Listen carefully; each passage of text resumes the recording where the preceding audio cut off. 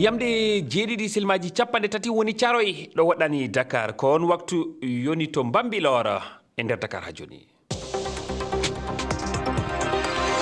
Ahmadou Barouba.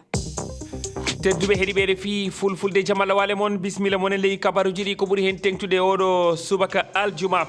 Sénégal deftere wittoji waɗaɗi alhaali wargo caroy tirailleur sénégalais en waraɓe ñande goho lewru sappo e ɗiɗaɓuru hitande ujunere temedde jeenayyi e capanɗe nayyi e nayyi hokkama hanki alkamisa hoorejo leydi ndi Bassirou Diomaye Faye. Nde deftere no tongi golle ɗe haralleɓe e fannuji kewɗi mbaɗi gam andude gonga o jaati e ka tarika ngo wargo o alhaali tirailleur sénégalais. Madagascar ko hande aljuma colonel Mikael Randjira Nirin waɗata wondore muɗum ardade leydi ndi e yeeso suudu ñawiru towdu leydi ndi. Hanki batuji waɗama gam fewjude walla moƴƴinde sarɗiji laamu fadde kesu ngu ma en gartu hen. To Mali kam guure kewɗe jooɗima ko ina tolno e balɗe nogas ngala courant.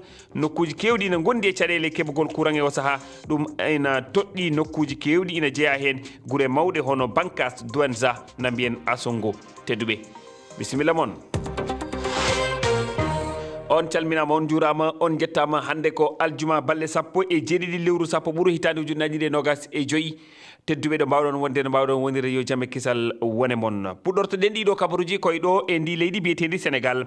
Gila rawane horejo jagorɓe Sénégal e dow yamirore horejo leydi ndi Bassirou Diomaye Faye siñcude e goomu haralleɓe e fannuji kewɗi gam wittude e jangu caroy woni wargo waɗugu ñande go'o lewru sappo e ɗiɗi ɓuuru hitande ujunere temedde jeenayyi capannayyi e nayyi fewde ɓiɓɓe Afrique wiyeteɓe tirailleur sénégalais en namdotonoɓe jobdele mabɓe hanki sappo e jeegom lewru sappo ɓuuru to suudu lamordu leydi ndi ngu goomu rokki golle ɗe Bassirou Diomaye Faye deftere nde ɓe tongi dendagal golle mabɓe e ko fati e ngo wargo ngo konu Franci waɗi keɗoɗen ole talla. Hanki to suudu lamordu Sénégal Bassirou Diomaye Faye heeɓi deftere nde ganduɗa ko bate witoji luggiɗi e yidde tinde gam moƴƴitinde tarika jangu caroy hitande ujunnaje ɗi temedde jeenayyi capanɗe nayyi e nayyi kono kadi ko gam feññinde gongo e nde bonande. Moussa Bocar Ly ko goto e tawaɓe e ngu goomu waɗgu witto e nde bonande tonguɓe nde ɗo deftere. min mbaɗi fouillé archive aji foof won mission goto yano ha France kadi won mission no foti yaade kadi